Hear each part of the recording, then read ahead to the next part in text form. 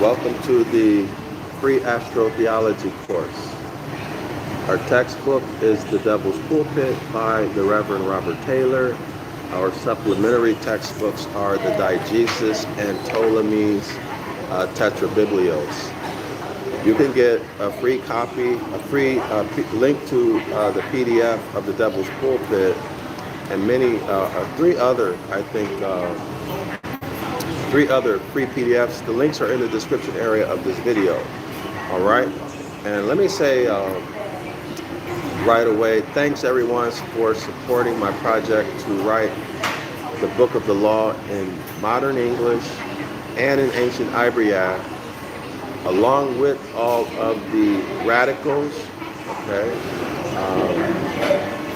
the etymological meanings and the radicals, the word morphology, and then coming from multiple sources, so that you can actually see it and then read, and then revealing the natural law, the nature, the astronomy, the astrology, etc., that's actually there but hidden from you in the translation, okay?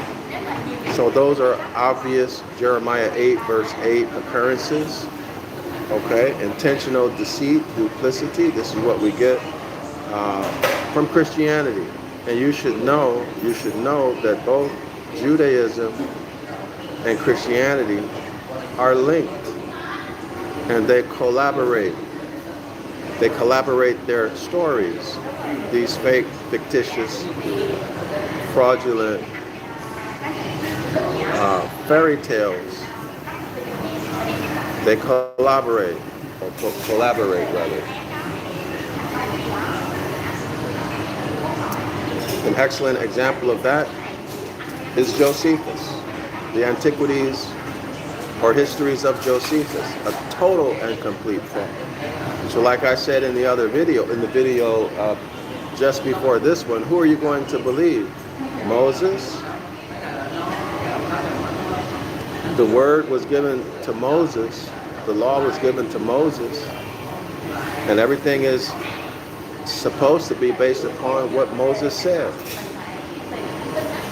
So Moses said that when the house of Yasharallah got kicked out, the promised land would become a burning waste, just like Sodom and Gomorrah, uninhabitable. Salt and sulfur in the soil. No life, cannot support life.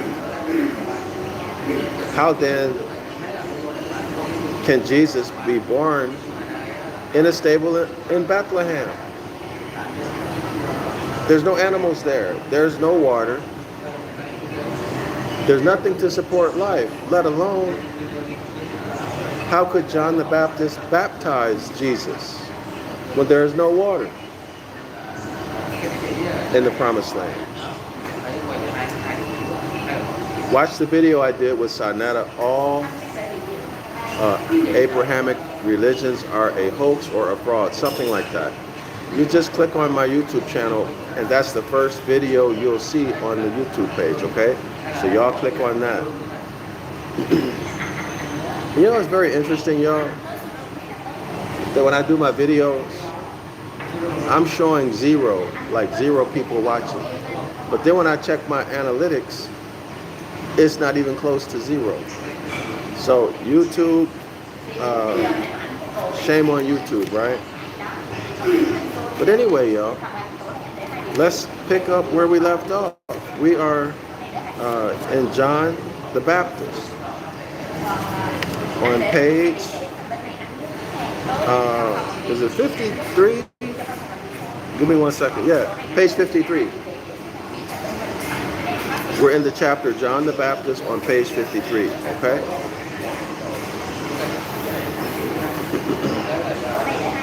Anyway, let's get to it. Give me 1 moment.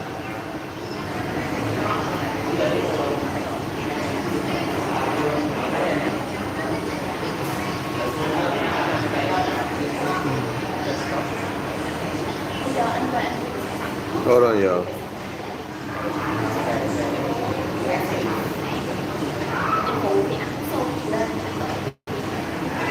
Okay, all right. So we're on the first paragraph on page 53. So let's begin. The pretended distinctive testimony of the historian Josephus to the real existence of John the Baptist vanishes in a moment before the internal evidence of his derivation of the story. So it looks like the author, Robert Taylor, is about to tell us where the author of Matthew got this story about John the Baptist. That's what he just said. So let's check it. From the very legends from which it has passed into our Gospels. That's exactly it, y'all. Okay, so when we look at his evidence, I would like for every scholar watching this video or listening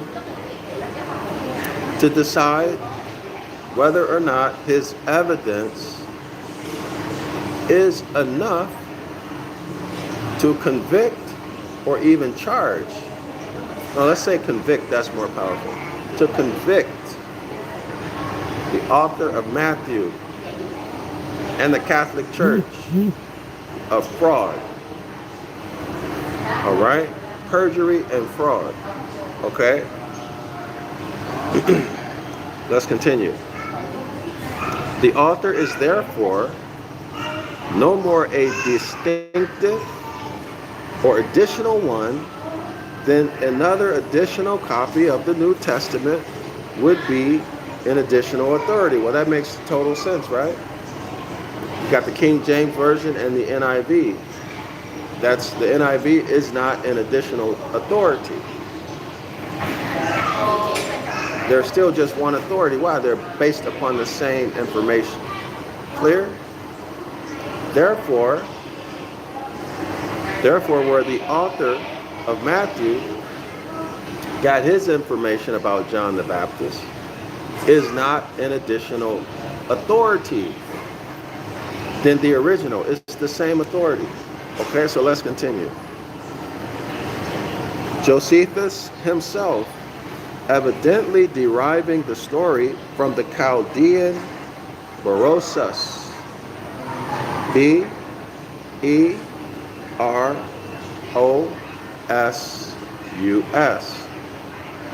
Josephus evidently derived the story from the Chaldean Berosus. There's your source. John the Baptist comes from the Chaldean, the Babylonians and Chaldeans, right? Character called Berosus. There's your John the Baptist story. Who describes an amphibious animal. An amphibious animal. Y'all should know where this is going. An animal that lives in the water. An animal that lives in the water under the very name of Oannes.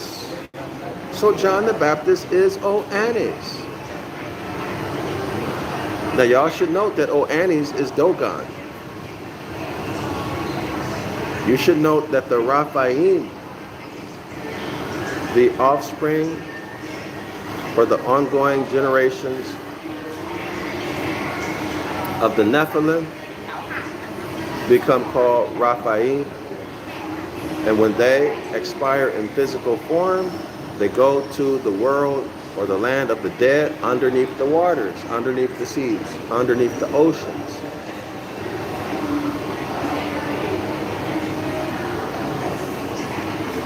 There's your Oannes, your Dogon, and the Pope, the bishops and the cardinals wear the tall hat, the mitri, right? Hebrew Israelites call it a mitri.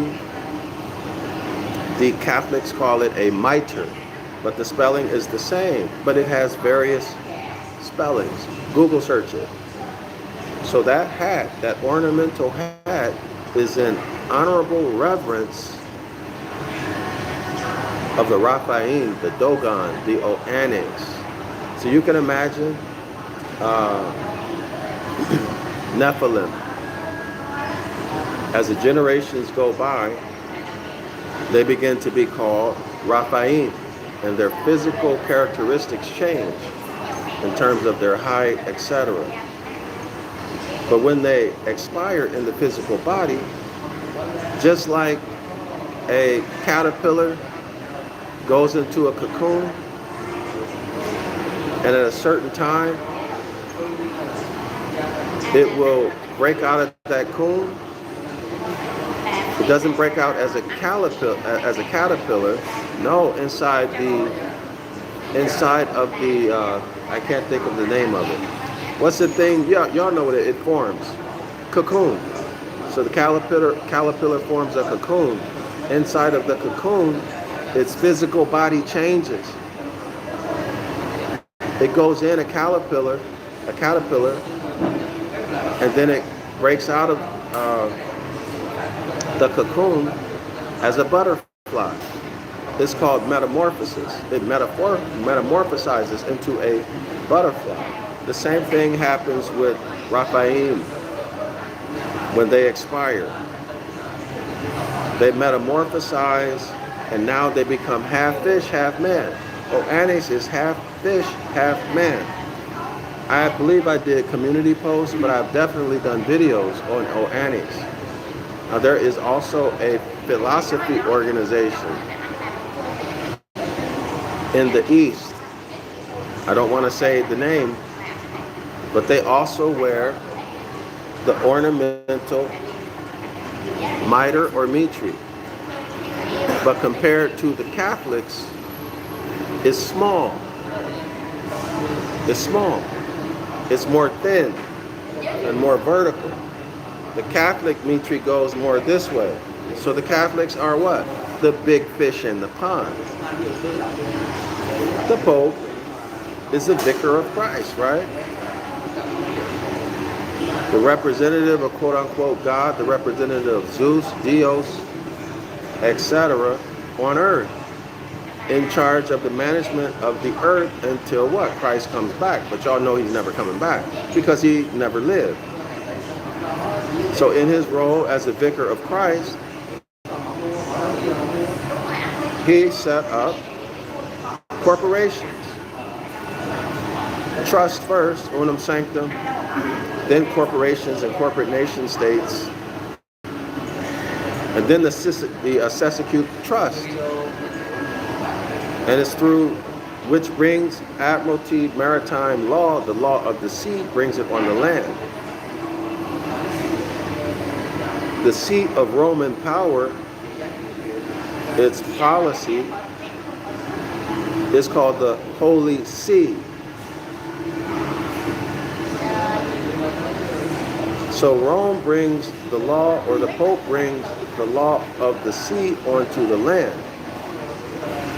declaring everyone dead, lost at sea. Y'all see this? Hence, you are civilly dead.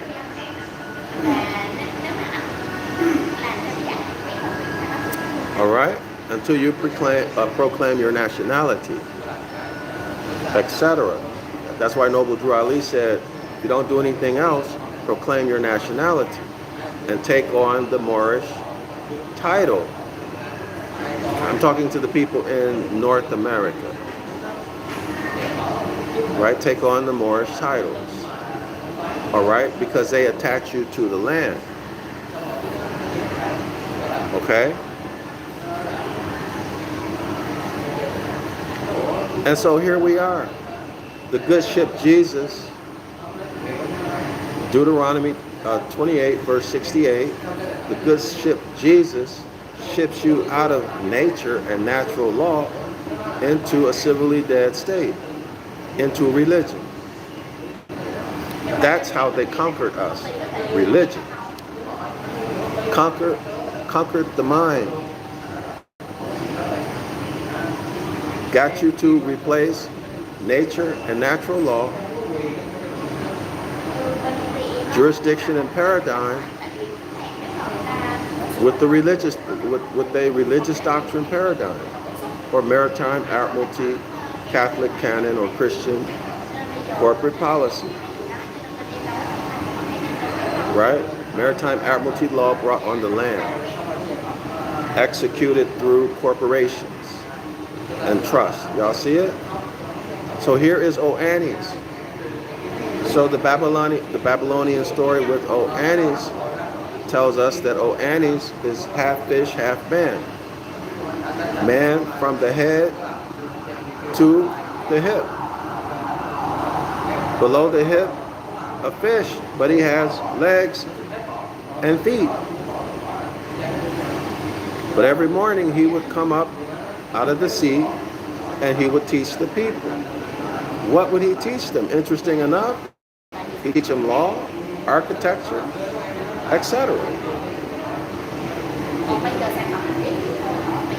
Okay? Civilizing, teaching civilization. Isn't that interesting when you connect that to Freemasonry? I'm talking about the corruption of Freemasonry. Right? Okay, so y'all see how these things are connected? And Oannes is Dogon. That ceremonial, worshipful hat in recognition of Dogon, the Mitri mitre. They're worshiping Dogon, and Dogon is Oannes. Dogon is a half fish, half man. Y'all see it? So John the Baptist is Berosus, is Oannes. Oannes is Dogon, and all of these half fish, half man creatures, these are Raphaim and Nephilim that you are worshiping. You get baptized.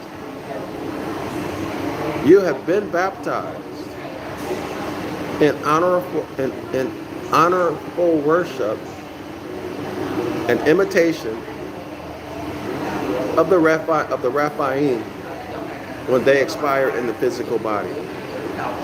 That's what has been done to you through your ignorance.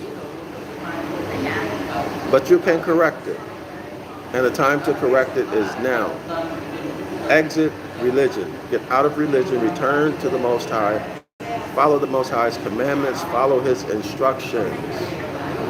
And stay in honor at all times and at all costs. This is what keeping the Most High's commandments means. It means living harmonically with nature, nothing more and nothing less. There's no ritual or ceremony or anything like that that can replace that. Do not worship external deities. You are the power. You are Psalms 82:6. All of you are God's sons of the Most High. Sons with the womb and sons without a womb. S-O-N sons and S-U-N sons.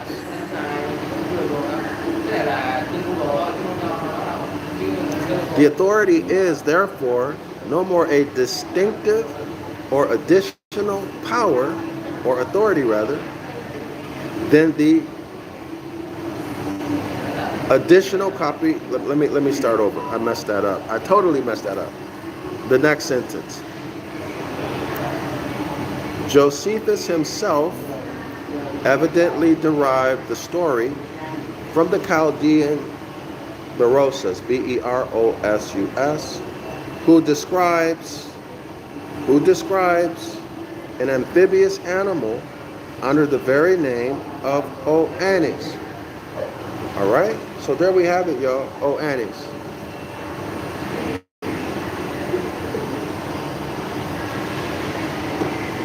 Okay, so thanks to Berosus for describing Oannes, because it's through his description of Oannes we can connect Dogon to Oannes. Okay? All right, let's continue. Oannes is half a man and half a fish. Now y'all Google search Oannes and Google search Dogon. You can spell it D-O-G-O-N or D-A-G-O-N. You will see one and the same creature, just different names. Google search mitre. Google search the etymological meaning of mitre, and you'll be very surprised at what you find. And by the way, there's a Hebrew Israelite organization who wears a small mitre. They call it a mitri. They pronounce it a mitri.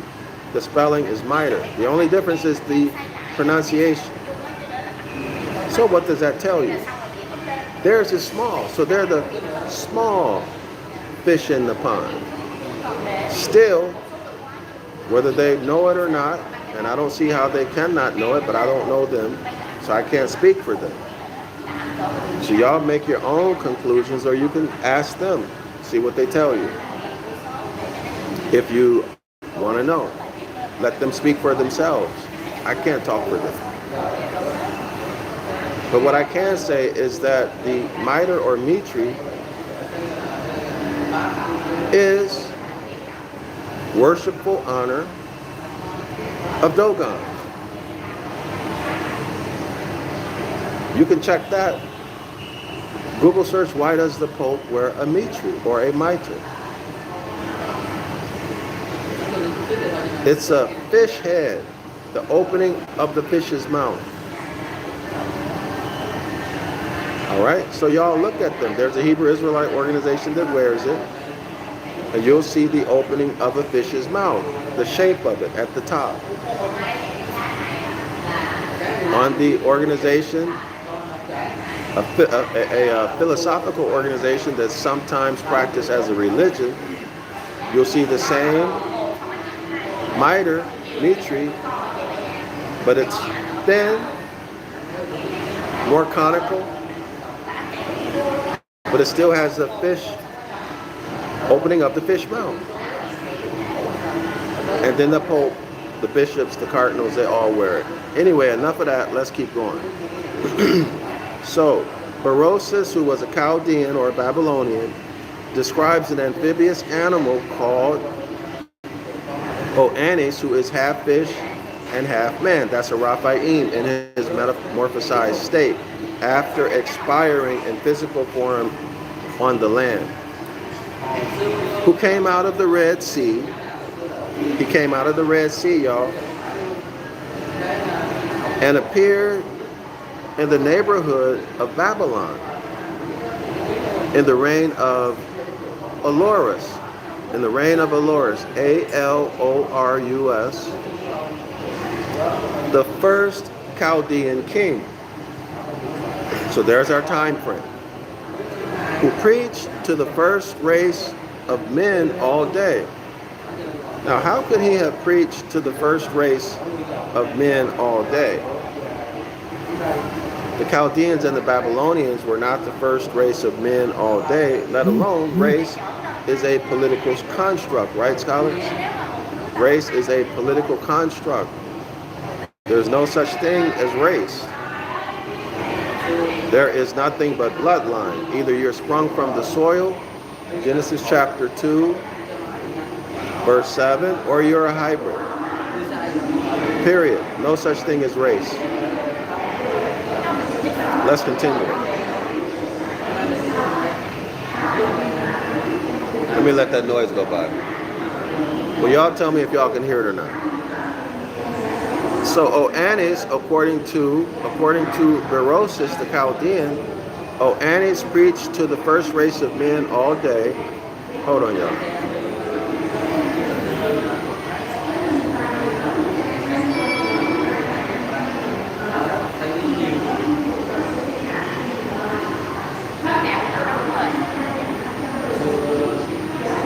Wait a second.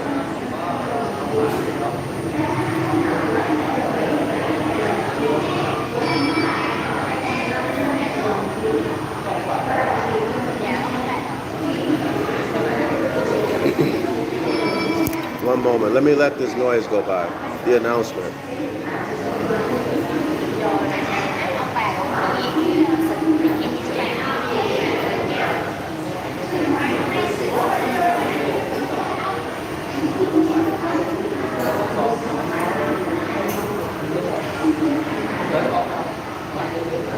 All right. So according to the Chaldean Berosus,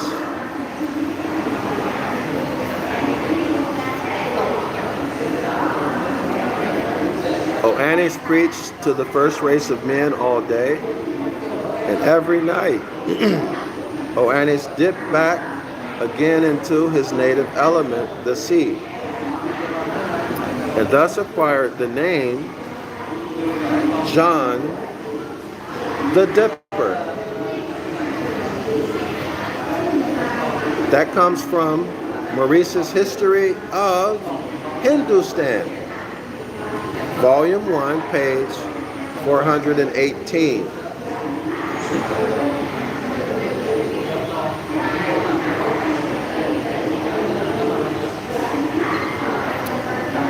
Let me let this go by, y'all.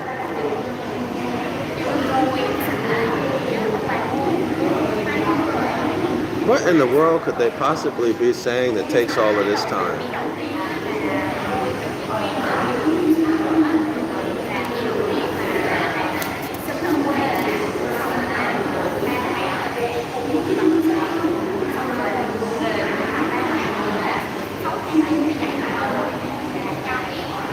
Okay, y'all. So there we have it. Berosus the Chaldean informs us that Oannes got the name John the Dipper. The people began to call him John the Dipper, as in he's dipping back into the water at night, because he'd come and preach during the day, and at night he'd go dip back in the water and go back to where he came from in the sea. Hence John the Dipper, John the Baptizer. Y'all got it? The authority then is one and the self same in both. And we are thrown back on the unsupported and unabated claims of the gospel story, merely for all that can be adduced for the existence of such a person as John the Baptist. That's right. There's no evidence of a John the Baptist, right? And when these stories were first written and alleged to be historical stories, there was no evidence. They didn't base it on anything. You just had to take their word, right? You had to take the author's word that he's telling the truth. But what they did to give it authority, a magical authority, they came up with Josephus. The idea of Josephus, and that Josephus would write all of these histories. One man. Y'all go back and look at all of the works of Josephus. It's a huge, huge volume of work. But they claim one man did it. But that's not the point. The point is that they manufactured evidence by creating a fictitious character by the name of Josephus,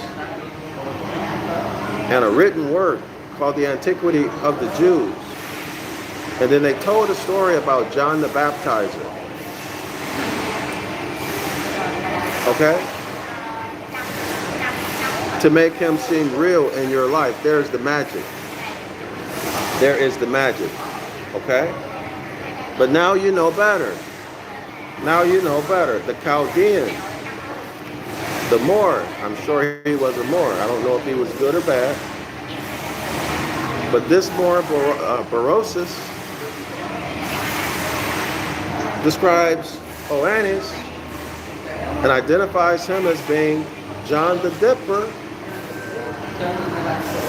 because he come in the morning and leave at night, go right back into the sea at night. All right, y'all, so now you know truth about who John the Baptizer is. Now let's continue. Now, if it shall appear from the unsophisticated, unstrained text of sacred writ, a writ is a writing, right? A letter. Taken in the most literal, obvious, first sense and common sense meaning of what is called the original Greek, that no such person as John the Baptist ever had a real existence. So this is coming from the original Greek, right? Let's see. That the evangelists themselves, whoever they were, never meant a real personage, nor had any reference to any events that ever happened on earth. If it shall turn out that I can show you what it was that they really did mean, and whence it was that their real meaning was derived, I shall stand entitled to your verdict. In other words, the author is telling you, these so-called evangelists, whoever it was that wrote Matthew or the other Gospels, they never said or intended John the Baptist's story to be taken as a real historical person. It's not the case. And he's saying he's going to show you the real meaning of what they meant. Okay? In the original Greek, what they meant. Okay, y'all? And he's asking you if his evidence, I'm getting bit by mosquitoes. So this is kind of torture coming into this coffee shop. Because of the noise and the mosquitoes, so many distractions. But I make it do what it do, y'all. All right.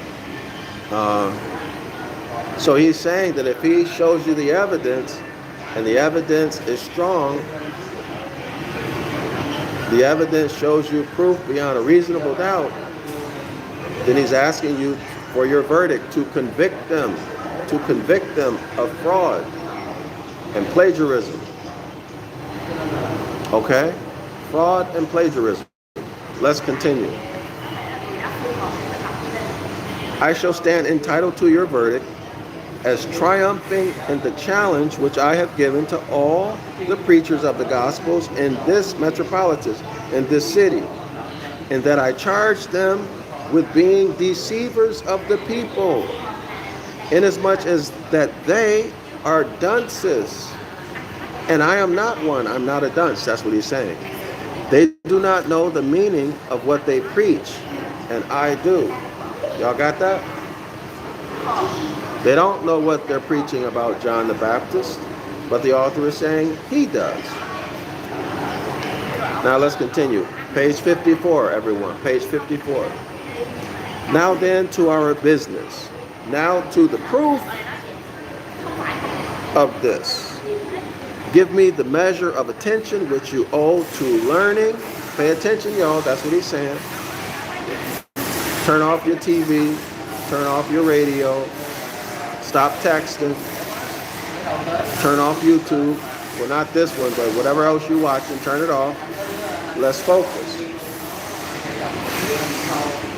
Give me but the measure of attention which you owe to learning, which you owe to your own character as rational beings.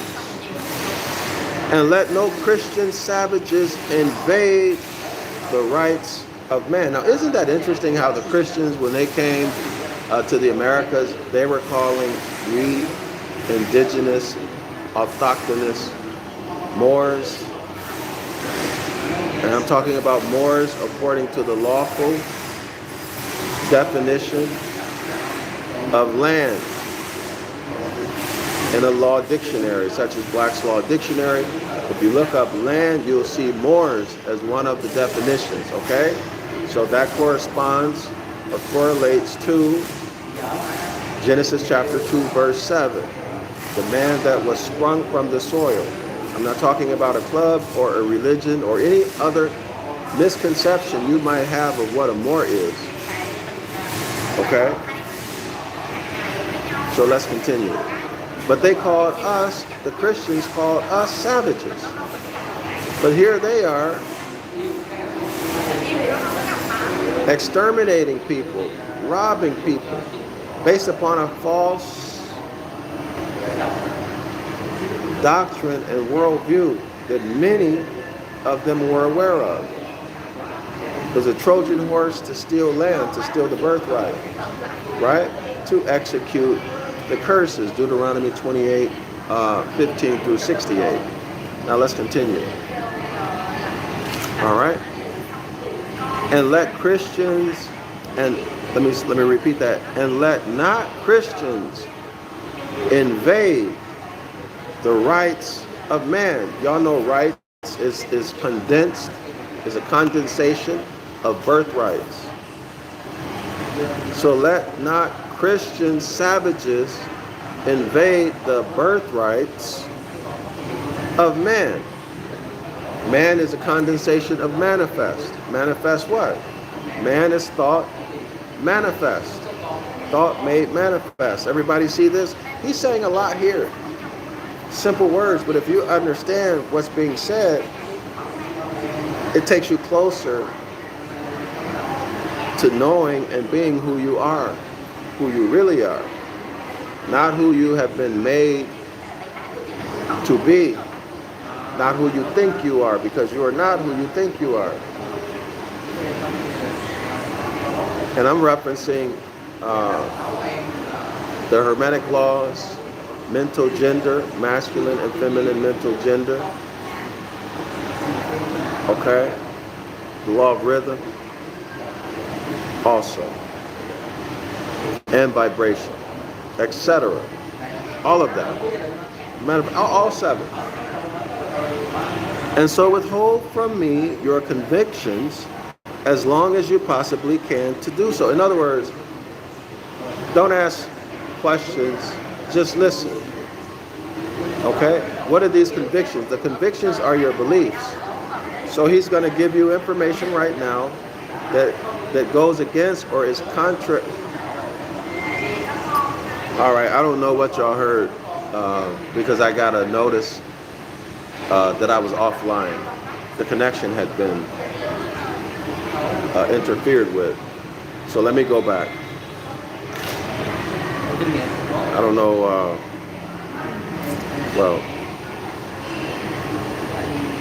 so the author says, it reads page 54, and so withhold from me your convictions as long as you possibly can do so. Your convictions are your beliefs. Okay, because what he's going to tell you is contrary or in conflict or different from what your beliefs are. Okay, so don't get mad and ask questions or try to defend your deity or your doctrine.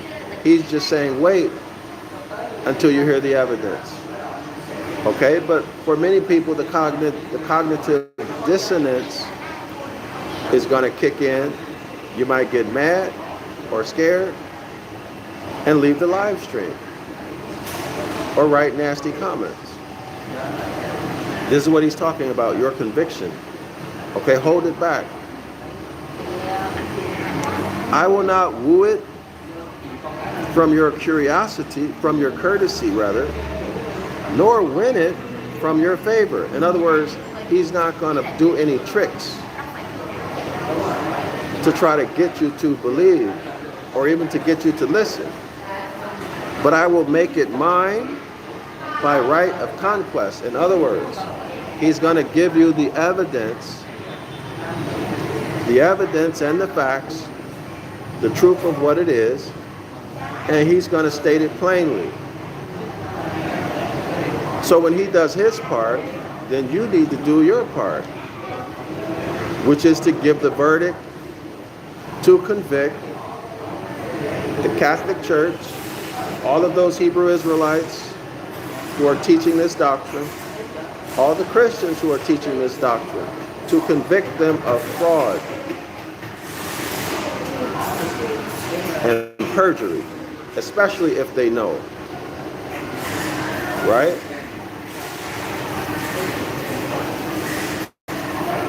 And to acknowledge that any contract, any testament, for example, a new covenant, that's a new contract. Any contract that has fraud in it And where one of the authors or several of the authors get caught committing perjury, well, that contract is void ab initio, void from the start.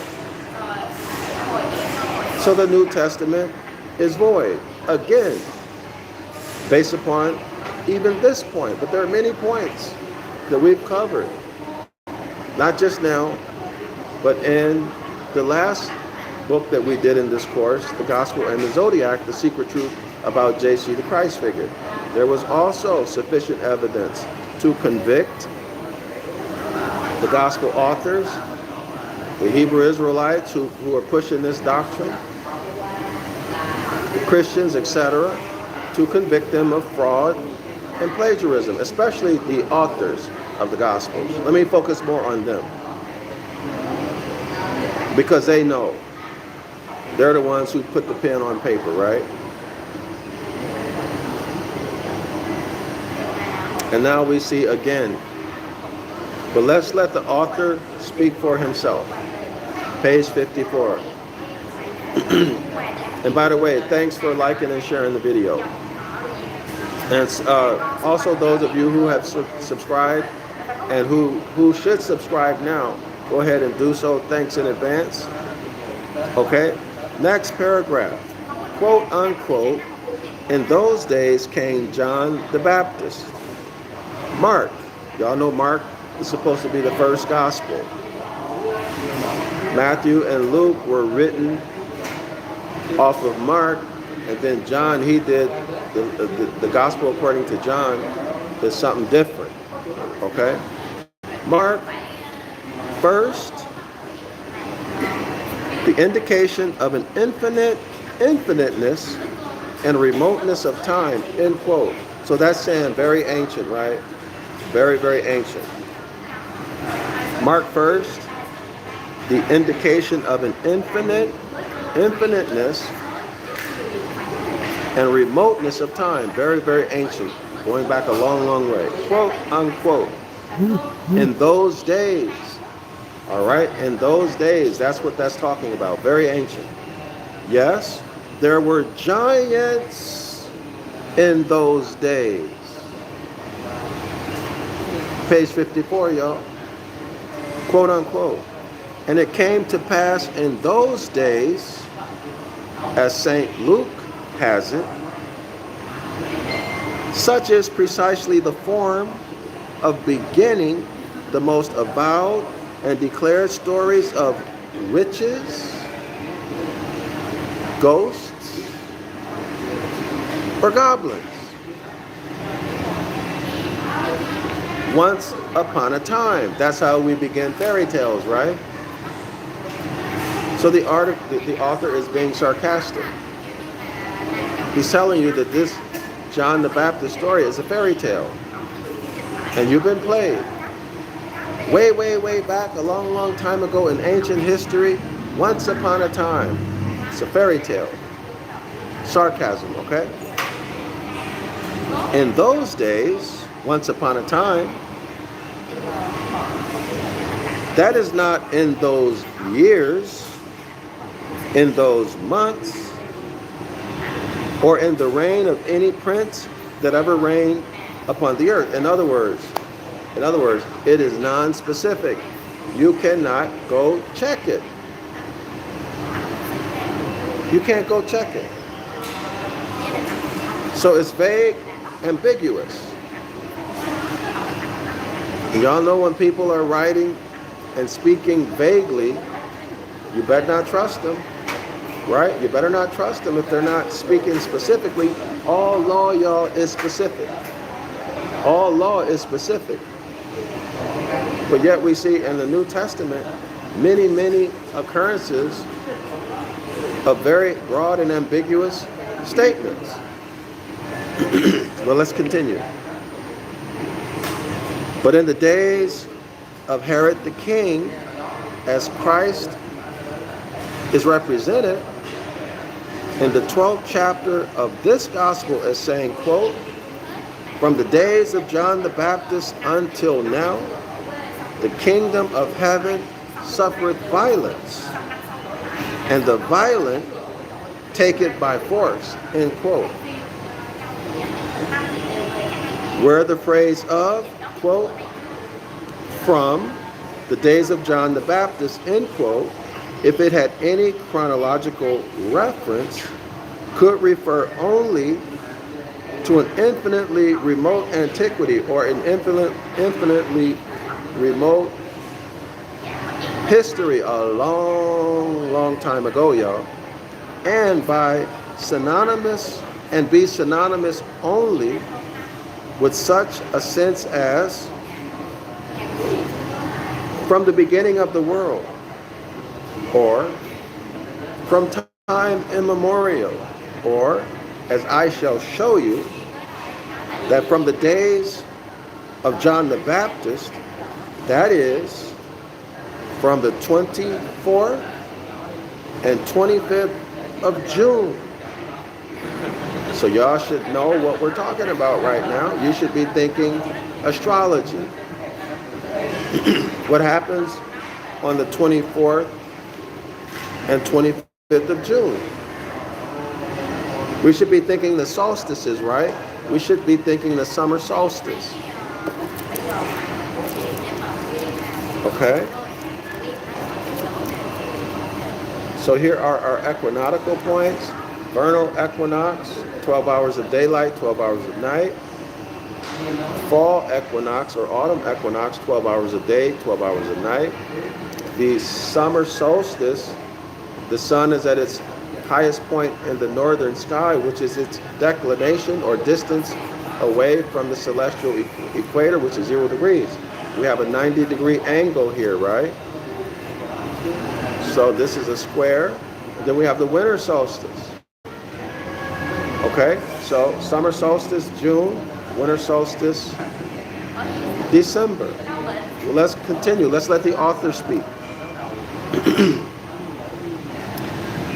Okay, so we're talking about these huge amounts of time, these epochs of time, represented as from time immemorial, from the days of John the Baptist until now, etc. Let's pick up with the author now. As I shall show you that from the days of John the Baptist, that is, from the 24th and 25th of June, which most literally are the days of John the Baptist, which you will find in the Tropic of Cancer, y'all. Right? June is Cancer. From that point downward, the kingdom of heaven does suffer violence.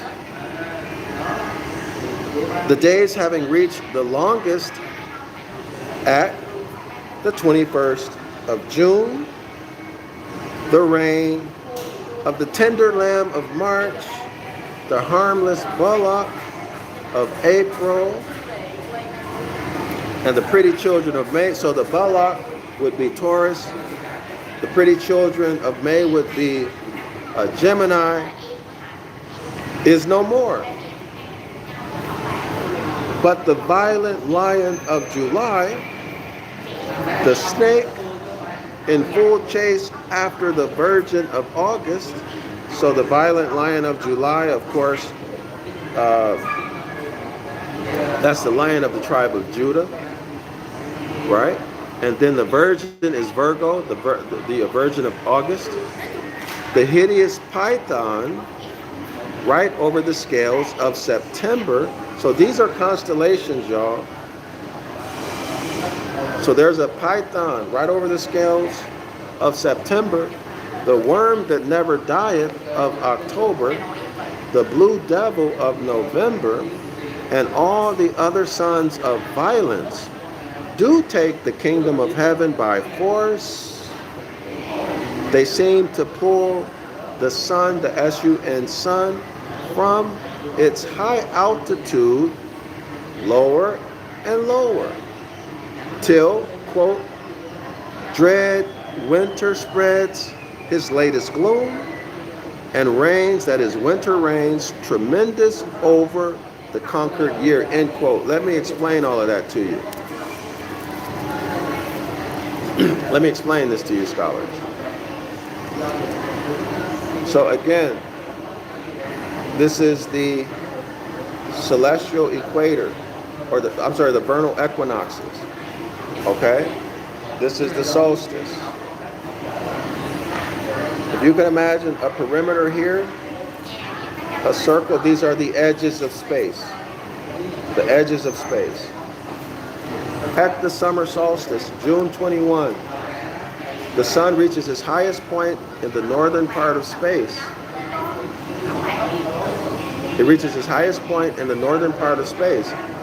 It has no place to go but what? To fall southerly, to move to the south, or to fall southerly.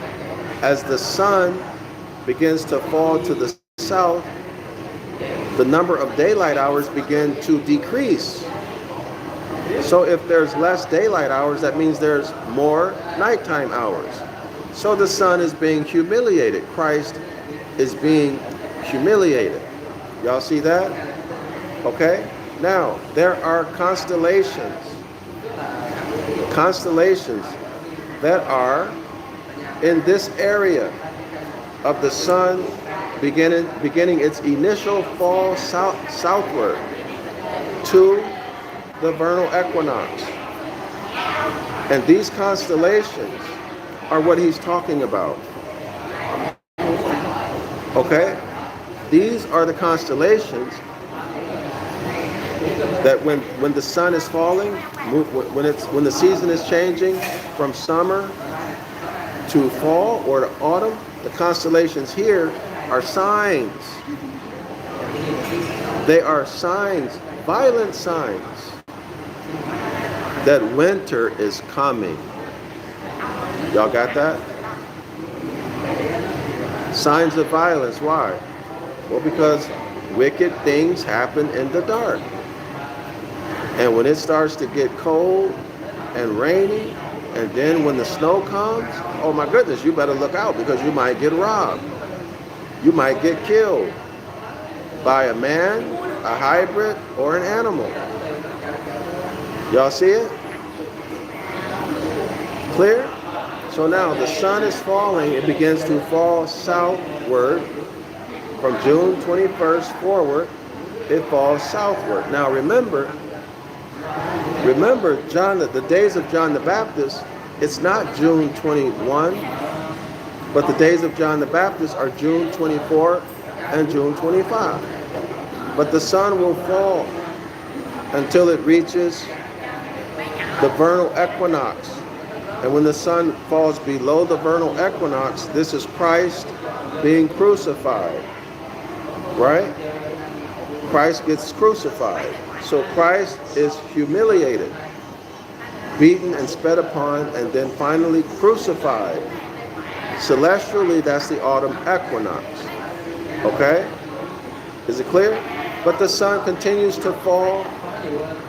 And by the way, this is why autumn is called the fall, because the sun, the S-U-N, sun, is falling to the south.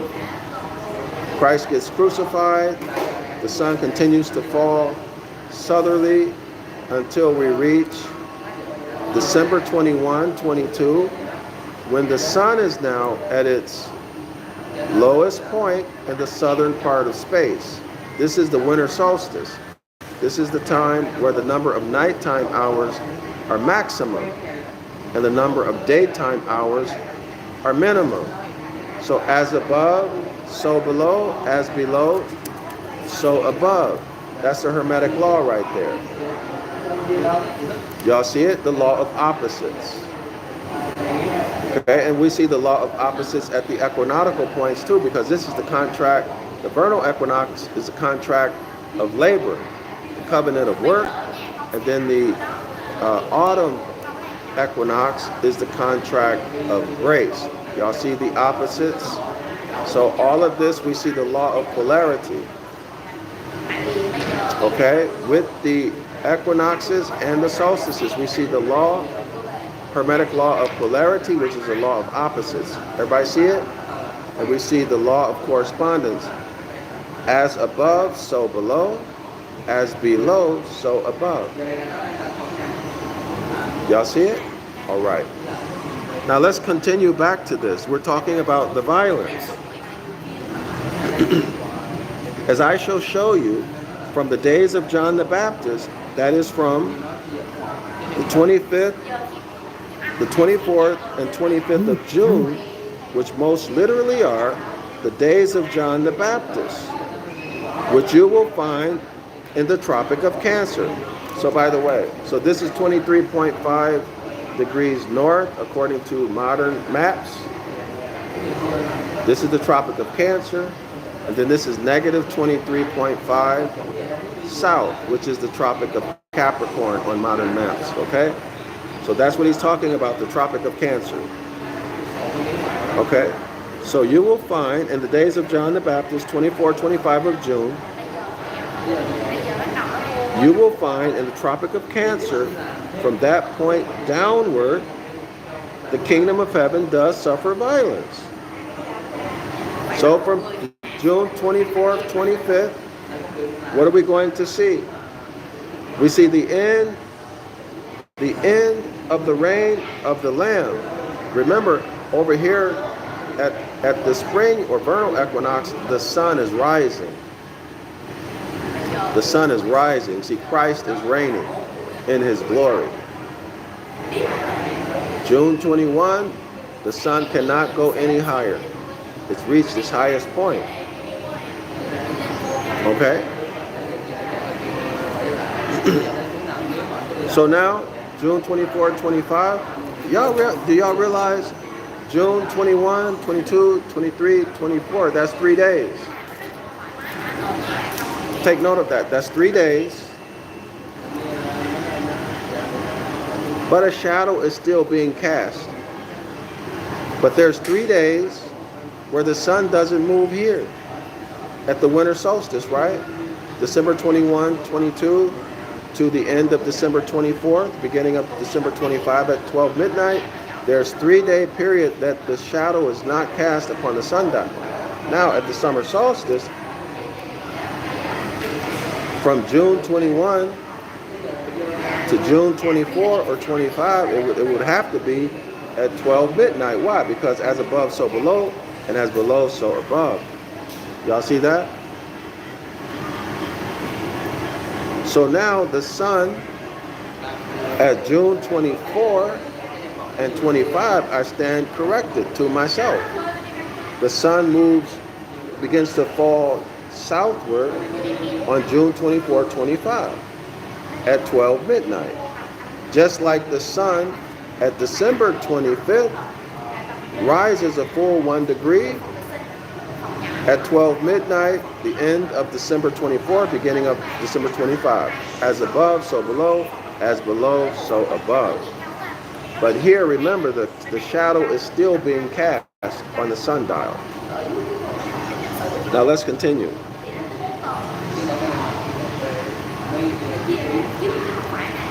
Okay, so by this point, by the summer solstice, the sun is not ascending.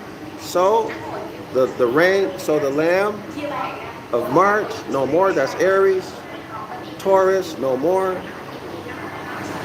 Gemini, no more, right? Because the sun was ascending during those zodiac signs. And then we get to July, the violent lion of July. Well, why is that? Because the sun, for some reason, the heat is more intense in July. So that's why we have the lion of the tribe of Judah. The heat is more intense. And I need to find out why that is. Because in my mind, if the sun is at its highest point in the northern part of the sky at June 21, and the sun rays are coming down at a 90-degree angle on the earth, it should be the hottest. So there's something I don't know. Because in July, the sun's heat intensity is greatest. This is why it's called violent.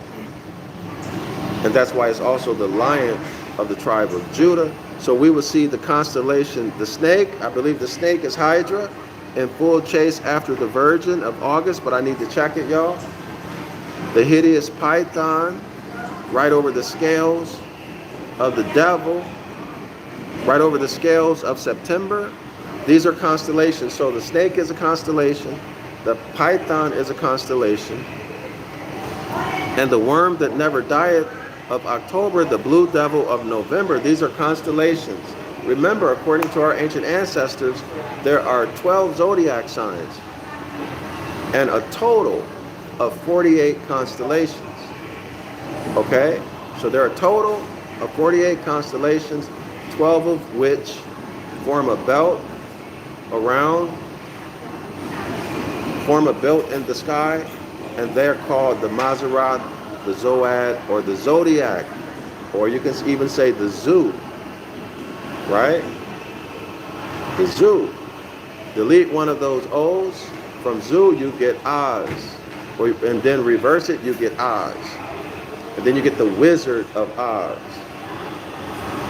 and then you get a wicked witch and a good witch. That's 3 wise men. Y'all see that? 3 wise men. One of those men, 2 of those men have a womb. The feminine principle. So Kilo Lopez, right? Hi. Islam and Shalom and Kilo Lopez. 2 of those wise men are men with wombs. 3 wise men. The constellation Orion. Y'all see it? Akilo, go ask your mama what 6 times 2 is. How about that? Go ask your mama. All right? Clear? So we're talking what? The Star of Bethlehem story. Everybody see that? The land of Oz. La La Land.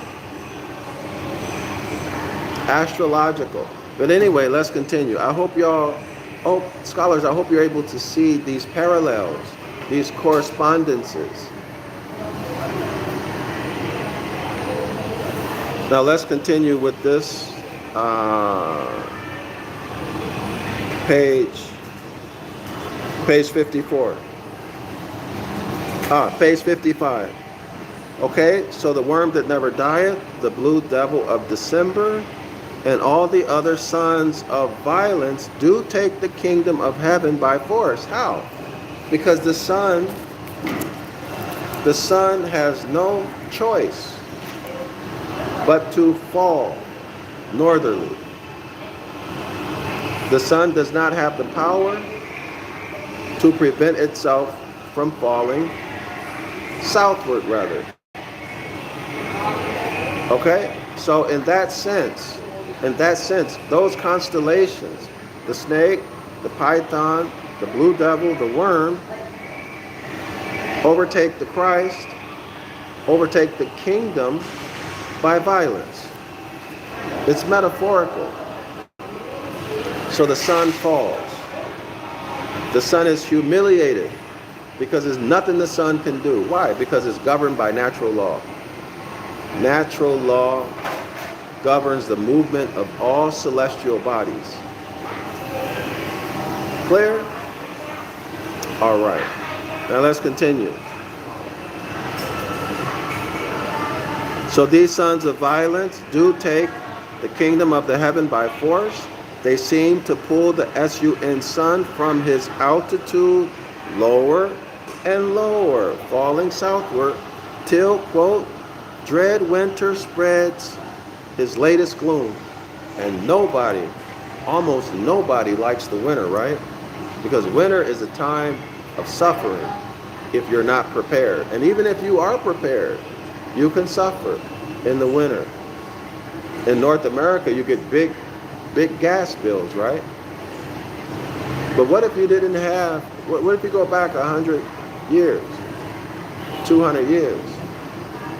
And you had to heat your place with firewood. You're going to be cold in the winter, right? That's suffering. Okay, and it's dark. So you got the animals to worry about. Now let's continue.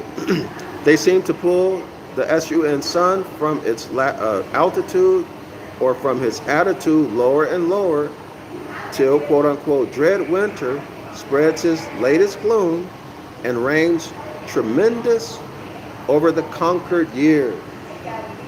So evil rules this part of the year. Christ gets humiliated, conquered. Who's conquering him? The Prince of Darkness. Right? Who's the Prince of Darkness, y'all? The Divine Master, right? Darth Vader. Evil. Evil conquers the good. The devil. And then on this side, the sun on December 25th, it begins to spring towards springtime, the vernal equinox, and it continues to spring or ascend. And this is the light. This is Christ saving the world. Okay, this is the good. This is Luke Skywalker in Star Wars. Lucius, light. Okay? So there's a battle between the light, enlightenment, higher self-behavior, and what? And darkness, lower self-behavior. Constant battle between light and darkness, between good and evil. Okay, y'all? The good witch of the east. Was it the good witch of the east? Which one is the good one? I wouldn't be surprised if the good one is on the side of the vernal or spring equinox. Which side is that? Is that the east, y'all? And the one in the black, the witch in the black, darkness, evil, black, right? That would be the witch representing the autumn equinox. Or it could be one of the witches represents the winter solstice, and maybe this is it. This might be it. The bad witch in black represents the winter solstice, December 21, December 22. And the good witch wearing the white represents the summer solstice, okay? I think that's probably what it is. But y'all go check it. But I was thinking east and west, therefore equinoxes, because there's a witch of the east and the witch of the west. But I don't know which side, which direction the vernal equinox is on. I wish I had something to look at. Oh, hold on, let me see. I do have something to look at. Okay, so west is Aries. Aries is on the western part of space. So the good witch would be the good witch of the west. And then we see, hold on. Now, I'm not sure, y'all, because I see Aquarius at the east. Hold on. Oh no, Pisces at the east. Well, Pisces is wicked. So yeah, so maybe it's the evil witch at the east. Okay, Pisces. All right, y'all? And it would make sense because Aries, the Lamb of God, that taketh away the sins of the world. So the good witch would be the witch of the east, of the west, because Aries is the Lamb of God that take away the sins of the world. And Pisces is duplicity, intentional deceit, corporate dominance, right? All of that. That would be the bad witch who wears black. Black representing what, y'all? Do y'all remember? The divine master, the Black Prince, the deity Zoroaster, and his priests. okay, and his priests. This is why the magistrates wear black, or so-called judges are wearing black. Why the pastors wear black? Because that's who they're secretly worshiping. This is the brotherhood of Saturnalia, the Saturn brotherhood, all right? The dark priesthood, y'all. Okay, I hope everyone sees it. Now let's continue, page 55. You will observe, too, that this John the Baptist and his baptism could by no possibility be brought within the association of idea of any nation or people who had been educated under such institutions as those ascribed to Moses. Now, I said the same thing. In other words, if you knew the law, if you knew the Mosaic law, if you know the contract, you wouldn't believe this John the Baptist story because it contradicts the law. Let's read. They could not have even imagined such an imagination as that of rendering themselves acceptable to quote-unquote God, or to Zeus, or to Odin, Woden, Jupiter, Sirius, the Canine stars, right? They could not have even imagined such an imagination as John the Baptist, right? As that of rendering something acceptable to God, or to the God of Moses, by setting aside the peculiarly Mosaic institution, that's the Mosaic covenant, the contract, and substituting the Mosaic covenant for the innocent folly of baptism. In other words, you can forget about the Mosaic covenant. It's over with. All you need to do is get baptized and believe on the Christ. So anybody who knew the Mosaic covenant, who knows that contract, who knows nature, who understands nature, they would reject the John the Baptist story. Why? Knowledge. See, knowledge saves you. Ignorance makes you a victim, an easy victim. A John the Baptist could not possibly have been a Jew or a bloodline house of Yasharallah, man or woman, right? Had there ever been such a nation as that of the Jews. Jews is a religion. Judaism is a religion, not a nation. Make sure you understand the distinction. Judaism is a religion. Has nothing to do with bloodline. Has everything to do with accepting doctrines and beliefs and practicing rituals and ceremonies. That's what a religion is. A bloodline people or group of people connected to land, having a common heritage, culture, constitution, economy, language, ancient Ibaryath, etc., traditions. That's a nation, my friend. That's a nation.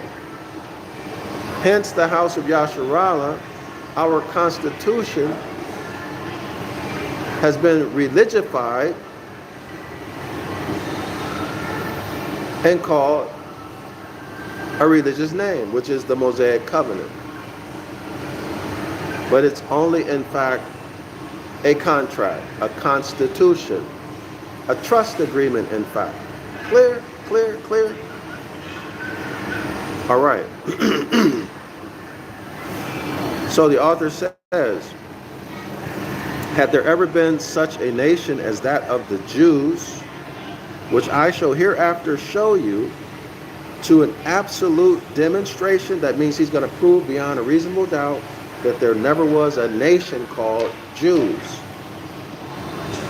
That there never was the name Jews, Hebrews, Israelites. Y'all got that? that there never was the name Jews, Hebrews, Israelites. Let's read the footnote. There's a footnote on Jews. It reads here, this origin of the Jews agrees with the assumption of Moses in explaining the mysteries or teaching the truth to the common people by denouncing idolatry. Y'all got that? Jews mean a learned body. And here's the citation. Jews means a learned body, y'all. Actually, y'all look up the word society in the Black's Law Dictionary. You'll be surprised what that means. The JW religion, the leaders called themselves the society. Look it up in the Black's Law Dictionary. You'll be shocked at what that means. And if those people following that religion knew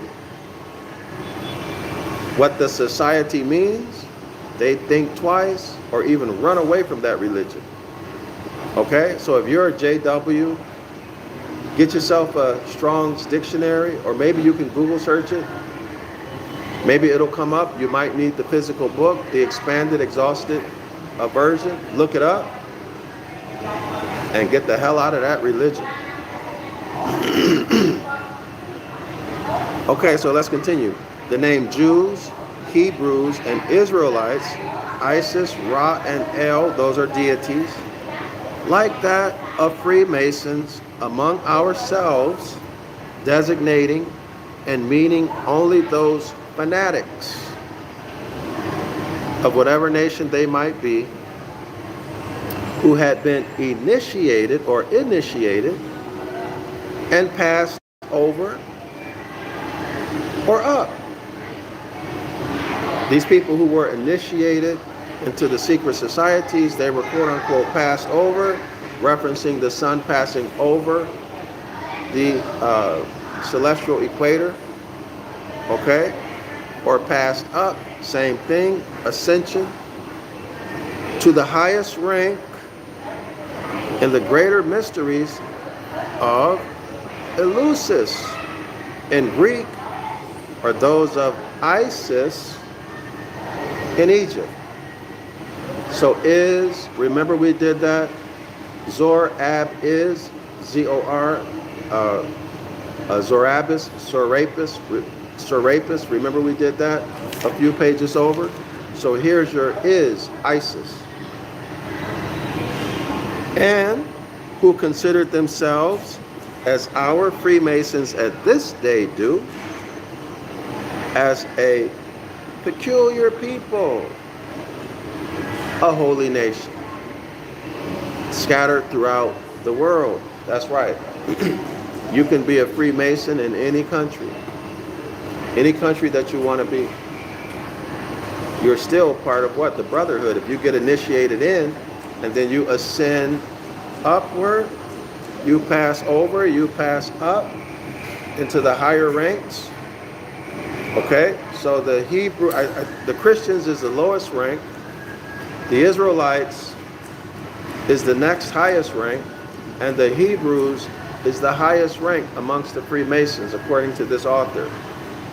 And again, Jews means a learned body. For example, your elder body are supposed to be spiritually mature men. That kind of foolishness. Hold on, y'all. All right. So let's continue. Observe again. In those days came John the Baptist, quote unquote. But the Greek text has not the word that could be fairly translated came.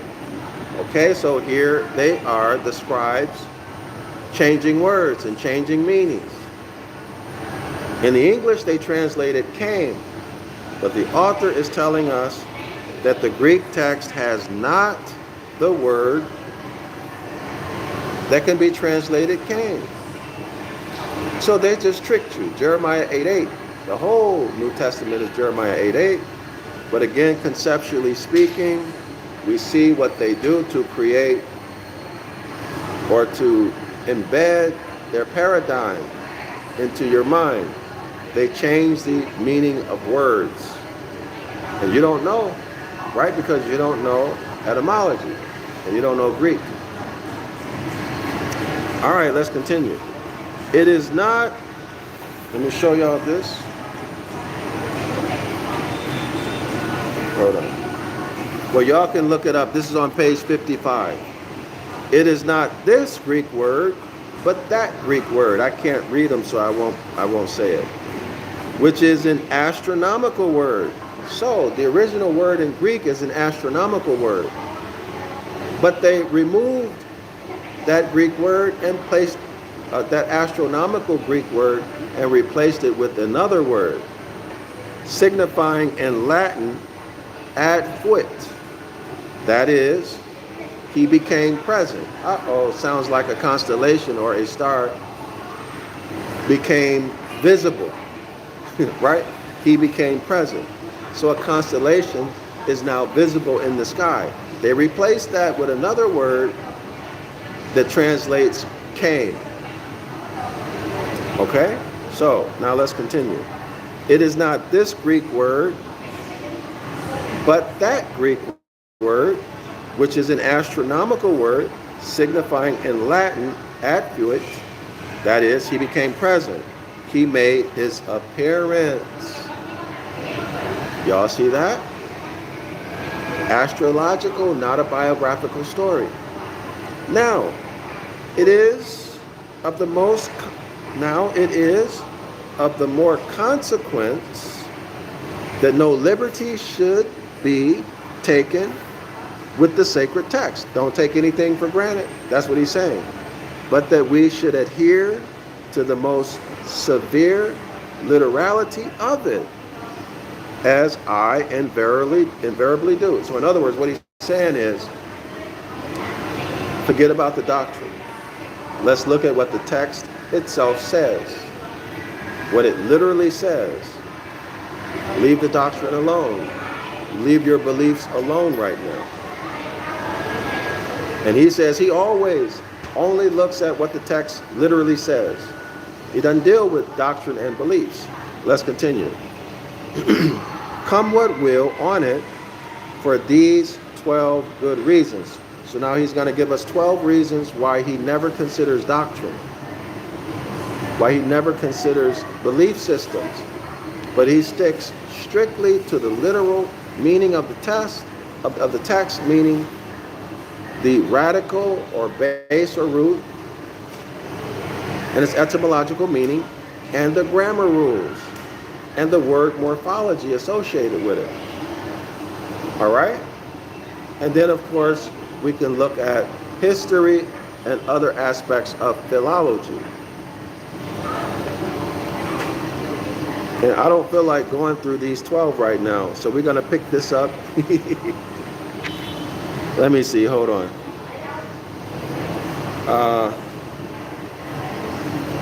Let's pick this up, y'all, later. I want to go eat. Let me see, hold on.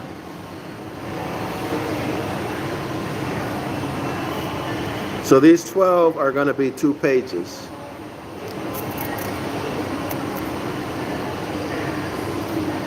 So we're going to pick this up in the next video. So again, thanks everyone for supporting my work.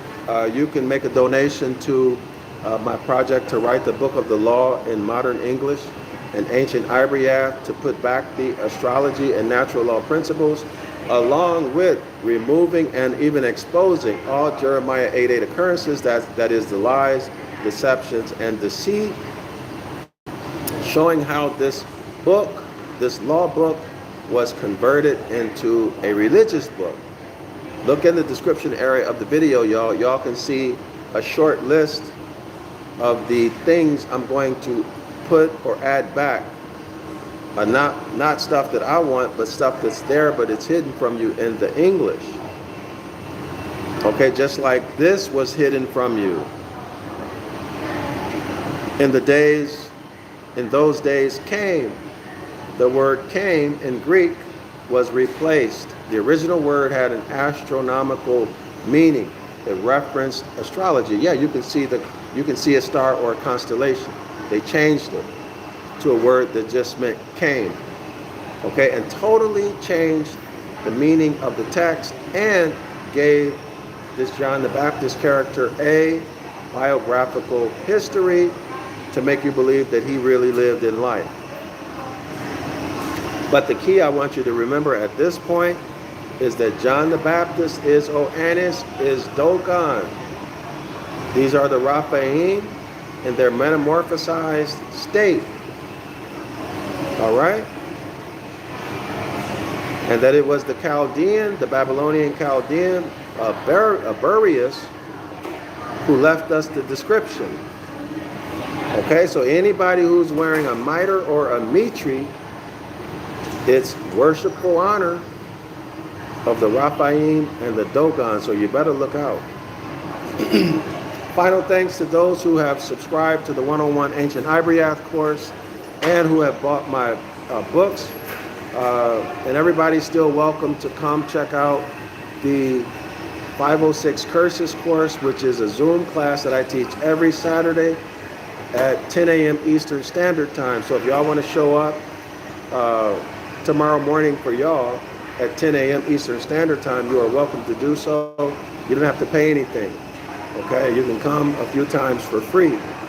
All right, so Islam to all the Moors and Shalom.